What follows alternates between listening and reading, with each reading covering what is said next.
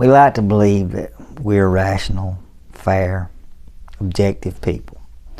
We like to believe that we see others as they are, not as we expect them to be. We like to believe that we would never fall for something so obvious, so crude, so biased.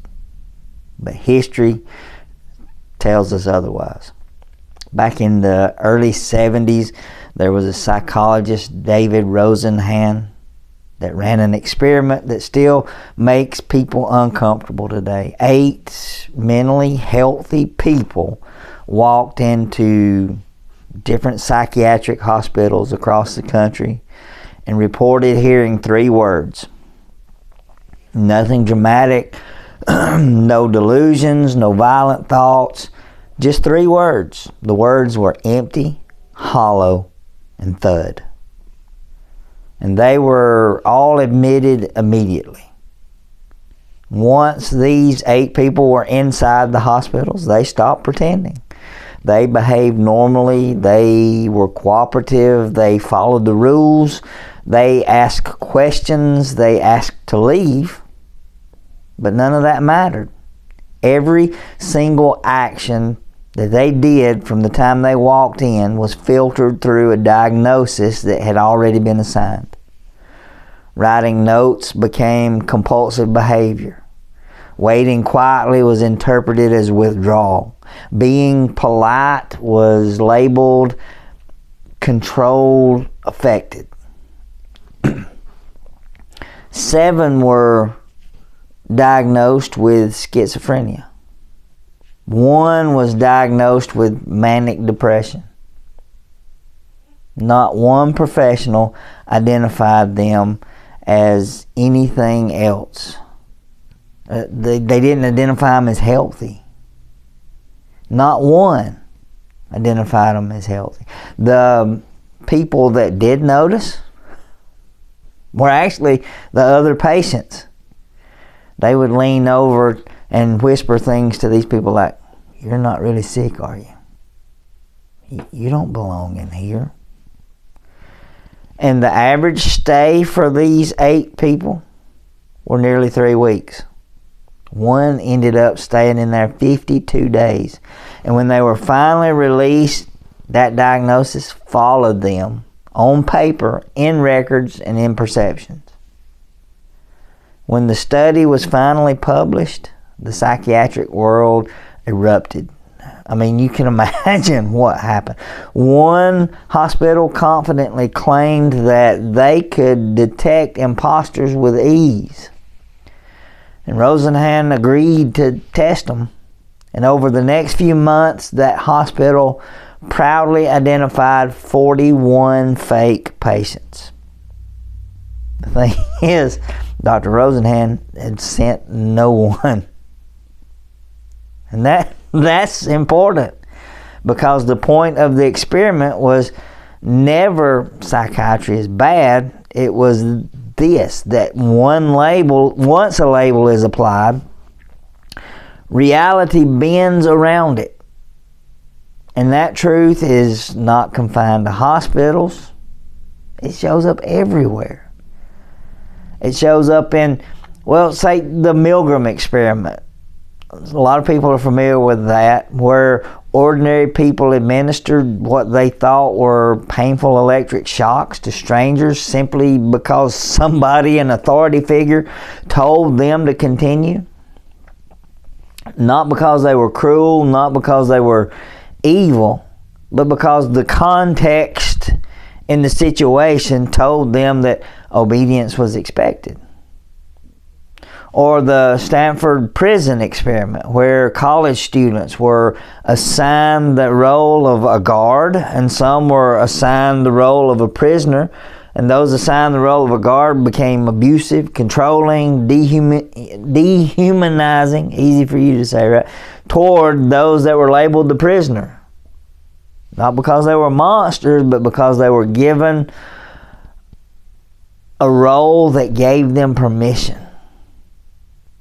And unfortunately, this shows up in churches, it shows up in schools, it shows up in families, in politics, in medicine, in therapy, in social media, in your daily interactions with people that you think you already understand. And once somebody has a label, we stop seeing them as a person and we see that label instead. They're anxious or difficult or lazy or strong or successful or broken or traumatized or crazy or a leader or a failure. All of those are just labels. And once we place that label on them, then we interpret everything that they do through that lens. And that's how bias works. See, bias is not just prejudice, it's efficiency. Your brain is a pattern recognizing machine. It's designed to conserve energy. It makes quick judgments based on past experiences, your social conditioning, authority figures, cultural narratives, and emotional memory. Bias is not a character flaw, but it's a survival strategy. And the problem is that what keeps us alive can also keep us blind if we're not aware of it. So when you believe somebody's lazy, every pause confirms it. When you believe somebody's dangerous, every moment feels threatening. When you believe that someone is broken, every strength becomes a coping mechanism. When you believe someone is fine, every cry for help looks like drama. And that's why so many trauma survivors are so often misunderstood. Their reactions don't fit the moment. Their nervous system will not respond to logic. Their bodies remember things their mind may not. And instead of asking what happened to you, we ask, what's wrong with you? And once that question is asked, the trap's set. Because now everything they do has to fit the answer that we've already decided on. This is also why people stay stuck a lot longer than they need to. Not because healing's impossible, but because the environment around them keeps reinforcing the same story. Families keep treating them like they're the anxious one. Workplaces keep seeing them as the problem. Churches keep spiritualizing symptoms. Systems keep medicating behavior instead of understanding it. And sometimes, unfortunately, therapists and helpers do the same thing. Nobody's immune to this. Not me, not you, not professionals, not pastors, not psychologists, not psychiatrists, not people with good intentions. But awareness, that's the dividing line. Bias doesn't disappear because you deny it. It changes when you start to notice it. The moment that you say, this is how I've been seeing this person, something loosens. The moment you ask, what else could be true here in this situation? Your nervous system shifts.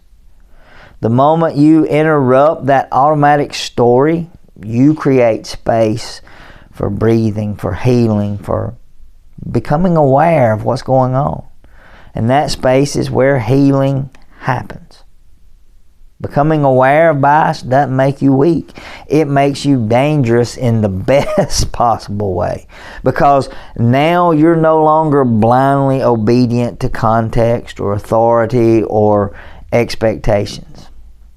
You are seeing people again. And seeing people is an act of resistance. So what do we actually do with this rambling of mine? Well, first, slow down your certainty. See, certainty feels good, it feels safe, it feels righteous, but certainty is often just bias in a clean, dressed up suit. If you feel absolutely sure about who someone is and why they act the way they do, take a minute, pause, and ask what you might be missing. Second, question the label before the behavior. If somebody is difficult, ask what makes them feel unsafe. If somebody is lazy, what drains their nervous system. If somebody's being dramatic, what hasn't been heard that they're saying? If he's strong, ask where they've never been allowed to fall apart. And then examine who benefits from this label. See, labels often protect systems more than people. If someone is mentally ill, the system doesn't have to change. If someone is non-compliant, authority stays intact. If somebody's weak, power remains unchallenged. That doesn't mean labels are useless. It means they should be held lightly and questioned often. And then fourth, become aware of your own role conditioning. You didn't choose all of your beliefs. You inherited a lot of them. You inherited them from parents. You inherited it from teachers, from churches, from governments, from algorithms designed to keep you reactive, afraid, angry, or compliant. Becoming aware of all of this is not rebellion, it's maturity. And then finally, choose to be an agent of change, not a mirror of the system. You don't have to fix everyone. You don't have to save the world, but you can slow down for a moment. You can refuse to reduce someone to a diagnosis. You can ask better questions. You can listen without immediately interrupting or interpreting what's going on. You can hold space without needing to be right. That alone can shift the whole dynamic of the situation. 8 sane people walked into a hospital decades ago and exposed something that we're still struggling to face today. We don't see reality as it is. We see it as we are trained to see it. And the moment we become aware of that, work can happen. Not to become perfect, not to become bias-free, but to become human again. And that might be the most radical act that we can do that we have left.